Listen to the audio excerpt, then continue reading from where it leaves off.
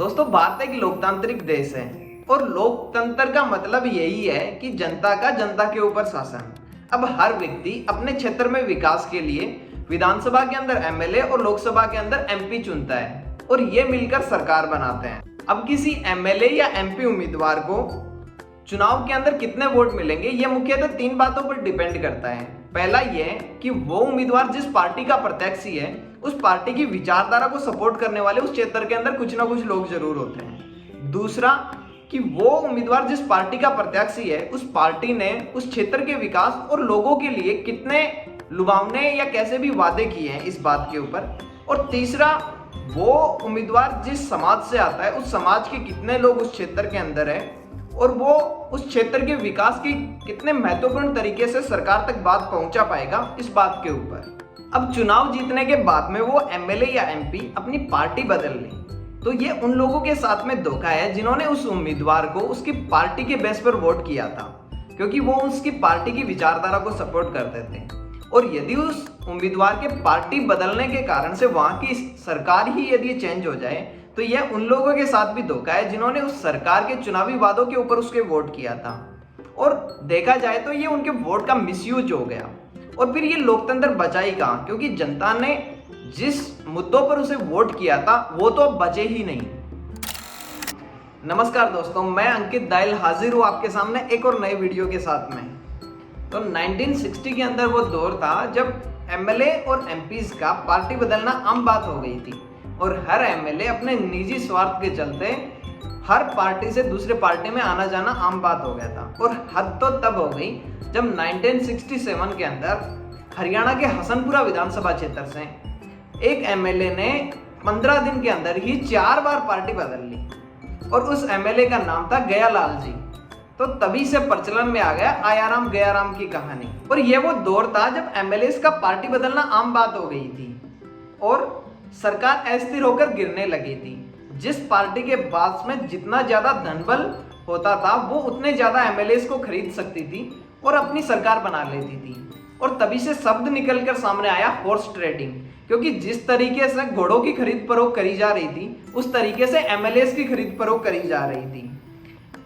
एक डाटा के मुताबिक 1967 से लेकर 71 के बीच में लगभग 150 एमपीज ने अपनी पार्टी बदली और लगभग 2000 एमएलए ने अपनी पार्टी बदली। और ये एमएलए काफी थे पूरे देश में हर राज्य की सरकार को बदलने के लिए। 1985 तक एमएलए और एमपीज के पार्टी बदलने का सिलसिला जारी रहा और किसी भी सरकार की हिम्मत नहीं हुई कि इसको रोकने के लिए कोई कानून लागू किया जा सके। लेकिन 1985 में ही राजीव गांधी सरकार ने इसे रोकने के लिए 56वां संविधान संशोधन किया और इसकी 10वीं अनुसूची के अंदर दल बदल कानून या एंटी डिफेक्शन लॉ लागू किया गया, जो कि लोकतंत्र को बनाए रखने के लिए और एमएलए और एमपीज को पार्टी बदलने से रोकने के लिए था। इसके अंदर क्या नियम थे, आज हम उन्हीं के बारे में देखते हैं। इन नियमों के अंदर भी 4 नियम ऐसे थे जो बहुत महत्वपूर्ण थे। पहला ये कि यदि कोई निर्दलीय या किसी पार्टी का एमएलए या एमपी किसी दूसरी पार्टी को ज्वाइन कर ले या अपनी पार्टी बदल ले तो ऐसी स्थिति में स्पीकर उसकी सदस्यता को रद्द कर सकते हैं और वो जिस क्षेत्र में आता है उस क्षेत्र में दोबारा चुनाव होंगे। दूसरा ये कि यदि कोई एमएलए या एमपी जिस पार्टी से चुनकर आता है वो अपनी ही पार्टी के खिलाफ कभी वोट कर दे या अपनी ही पार्टी के मुख्य सचेतक ने कभी व्हिप जारी किया हो उसमें अपनी पार्टी के खिलाफ कभी वोट कर दे या फिर अनुपस्थित रह जाए, तो ऐसी स्थिति के अंदर मुख्य सचेतक स्पीकर को बोल सकता है कि उस एमएलए या एमपी की सदस्यता रद्द करी जाए और स्पीकर को 3 महीने के अंदर उसकी सदस्यता रद्द करने का अधिकार होता है। 3 महीने के अंदर यदि स्पीकर उसकी सदस्यता रद्द कर देता है तो उस क्षेत्र के अंदर दोबारा चुनाव होंगे। तीसरा और सबसे खास नियम, यदि किसी पार्टी के 2/3 सदस्य एक साथ किसी दूसरी पार्टी में चले जाएं या अपनी पार्टी से इस्तीफा दे दें तो ऐसी स्थिति के अंदर उनकी सदस्यता रद्द नहीं होगी। जैसा अभी महाराष्ट्र के अंदर हुआ कि शिवसेना के 2/3 से ज्यादा सदस्य एक साथ दूसरी पार्टी के अंदर चले गए थे। और जैसे अभी एमपी के अंदर कुछ दिन पहले हुआ था कि 2/3 सदस्य हुए नहीं थे, इस कारण से वहां पर दोबारा चुनाव हुए थे। ये तीनों नियम नॉमिनेटेड सदस्यों के लिए लागू नहीं होता। राष्ट्रपति जिन सदस्यों को नॉमिनेट करता है वो सदस्य यदि 6 महीने के अंतराल के अंदर अपनी पार्टी बदल ले तो उनकी सदस्यता रद्द नहीं होगी। हाँ, 6 महीने के अंतराल के बाद में यदि वो भी पार्टी बदलते हैं तो उनकी भी सदस्यता रद्द करी जा सकती है। यदि आपने हमारा राष्ट्रपति का वो वीडियो नहीं देखा हो तो आपको इस कॉर्नर के अंदर वो वीडियो मिल जाएगा, आई बटन पर जाकर उस वीडियो को जरूर देखें।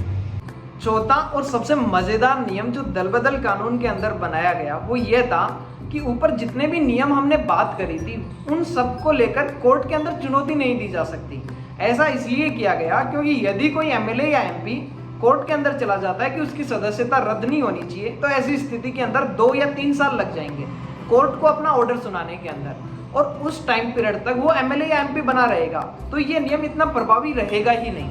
1992 तक सब कुछ ठीक चल रहा था क्योंकि 1985 में जब दल बदल कानून लाया गया उस टाइम से लेकर 92 तक किसी भी एमएलए या एमपी ने ना ही तो अपनी पार्टी से इस्तीफा दिया और ना ही अपनी पार्टी बदली। लेकिन 1992 के अंदर क्वेटे हेलोन बनाम जयचंदू एक केस आया जिसने दल बदल कानून या आयाराम गयाराम कानून को सुर्खियों में ला दिया। इस केस के अंदर एक पॉइंट बहुत महत्वपूर्ण था, वो ये था कि जब भी कोई एमएलए या एमपी किसी पार्टी का उम्मीदवार बनकर उस क्षेत्र के अंदर चुना जाता है तो वो जिस पार्टी का उम्मीदवार होता है उस पार्टी की विचारधारा, उसके चुनावी वादों को देखकर लोग वोट करते हैं। लेकिन कुछ लोग ऐसे भी तो होते हैं जो सिर्फ उम्मीदवार को देखकर वोट करते हैं। तो फिर यदि वो एमएलए या एमपी सदन के अंदर उस क्षेत्र के विकास के लिए पार्टी के खिलाफ यदि कभी जाता है तो उसकी सदस्यता रद्द क्यों हो, जो कि एक मौलिक अधिकार का हनन हो गया।